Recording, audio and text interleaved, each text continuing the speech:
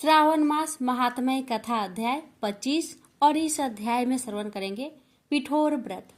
सदाशिव बोले, हे वत्स, श्रावण मास की अमावस्या के दिन सब संपत्ति प्रदायक पिठोर व्रत उत्तम होता है। वह दृष्टान होने से घट को पीठ कहते हैं। में जो पूजन उपयोगी वस्तु मात्र होती है उनको और कहते हैं।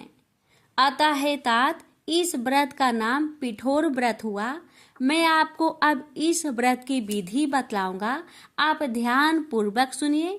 दीवार को पहले श्वेत रंग या पीले रंग से पोतना चाहिए, फिर उसमें तांबे का रंग पोते और उस तांबे के रंग पर साध्य मध्य भाग में पार्वती सहित शिवलिंग या मूर्ति अंकित करके उसके चहु और संसार की सभी चीजें अंकित करनी चाहिए।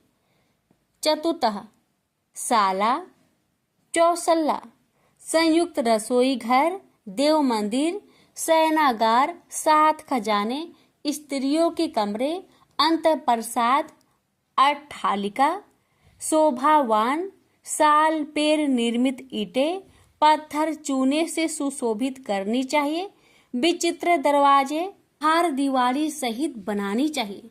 बकरी, गौ, भैंस, अश्व, ऊंट, हाथी, पालकी, रथ, यान आदि नाना प्रकार के वाहन, स्त्री, बाल, वृद्ध, योग पुरुष, सन्यासी, झूला, नाना प्रकार के मचान, सोने, चांदी, तांबे, शीशे, लोहे, मिट्टी, रंगा द्वारा बने हुए अनेक तरह के पात्र, सभी प्रकार के खाट, खटोले, पीढ़े, सैया तथा तकिया, मसनंद आदि, बिल्ली, मैना आदि पंछी, स्त्री तथा पुरुषों के अनेक प्रकार के गहने, बिछौने, गलीचे आदि, यज्ञ के सभी पात्र, स्तंभ, दंड, मंथनार्थ, 3 रस्सियां, दूध, मक्खन, दही, मट्ठा, तक्र, घृत, तेल, तिल, गोधूम, अक्षत, अरहर, जौ, मक्का, चना, मसूर, कुल्थी, मूंगे, प्रियंगू, तिल, कोदो, अलसी, संगवा, उड़द, चावल, धान्य वर्ग, सिलबट्टा, चूल्हा, झाड़ू, स्त्री पुरुषों के सभी कपड़े, बांस द्वारा निर्मित सूप, उखल, मुसल, चक्की, पंखा, चवर, छत्र, जूता, 2 खराऊ, दासी, दास, भृत्य, पोष्य, पशु, भक्ष्य, तृण आदि, धनुष, बाण, तोप, खड्ग, भाला, शक्ति, ढाल, पास, अंकुश, गदा, त्रिशूल, भिंदी, पाल, तोमर, मुगदर, परसा, पाटिस, भुसुंडी, परिघ, चक्रयंत्र आदि, फवारा, दवात, कलम, पुस्तक, छुरी, सरौता,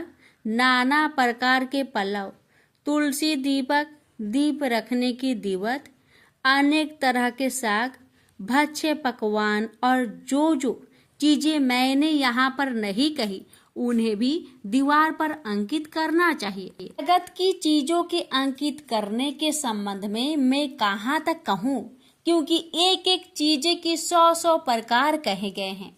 दीवार पर सभी चीजों को अंकित करके 16 उपचारों से उनकी पूजा करनी चाहिए। उनके तरह के गंध, धूप, चंदन आदि देकर ब्राह्मण बालक, सौभाग्यवती स्त्री को यथेष्ट भोजन करवाकर अंबिका सहित श्री सदाशिव से कहना चाहिए, हे सांब, हे दया सिंधो, हे गिरीश, हे शशि शेखर, आप इस व्रत से संतुष्ट होकर मेरी सभी मनोरथ को पूरा कर दे। इस प्रकार 5 वर्ष तक व्रत करके उद्यापन करना चाहिए। शिव मंत्र द्वारा घृत तथा बेल्व पत्र का हवन करना चाहिए। पहले दिन आधी वासन करके ग्रह हवन करना चाहिए। 1008 या 108 आहुतियां देनी चाहिए। हे वत्स, ऐसा करने से होम की संख्या पूर्ण होती है। आचार्य पूजन करके दक्षिणा देनी चाहिए। साधक को अपने सगे संबंधियों के साथ भोजन करना चाहिए। ऐसा करने से उसकी सब इच्छाएं पूर्ण हो जाती है। जो जो इस संसार में इष्ट है वह सब प्राप्त कर लेता है। हे वत्स, मैंने यह उत्तम पिठोर व्रत तुमको बतलाया है। यह समृद्धि दाता है। इस व्रत के तुल्य दूसरा व्रत नहीं है। यह शिव की प्रीति देने वाला है। ऐसा व्रत आज तक ना तो हुआ है और ना होगा।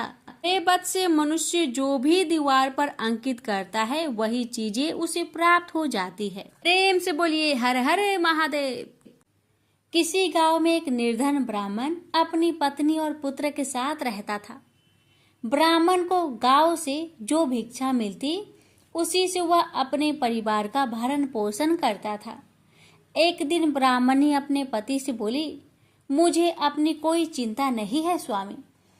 मैं आपके साथ भूखी प्यासी रहकर भी अपना जीवन व्यतीत कर सकती हूँ, लेकिन मुझे अपने बेटे की भूख प्यास नहीं देखी जाती। अमन बोला, मैं तुम्हारी भावनाओं को समझता हूँ प्रिय, लेकिन भाग्य का लेख को विधाता भी नहीं बदल सकता।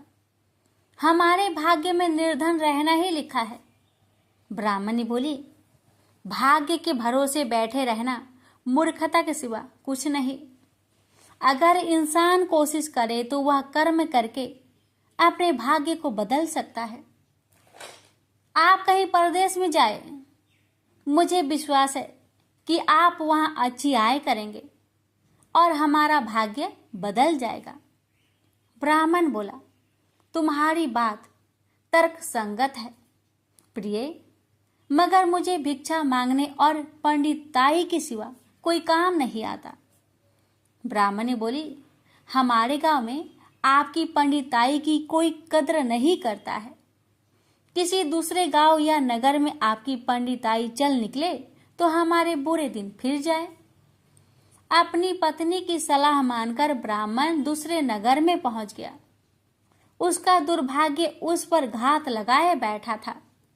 नगर में उसे कोई टके सेर पूछने वाला भी नहीं मिला। हालातों को देखते हुए वह सोचने लगा कि इस नगर से उसका गांव ही अच्छा है।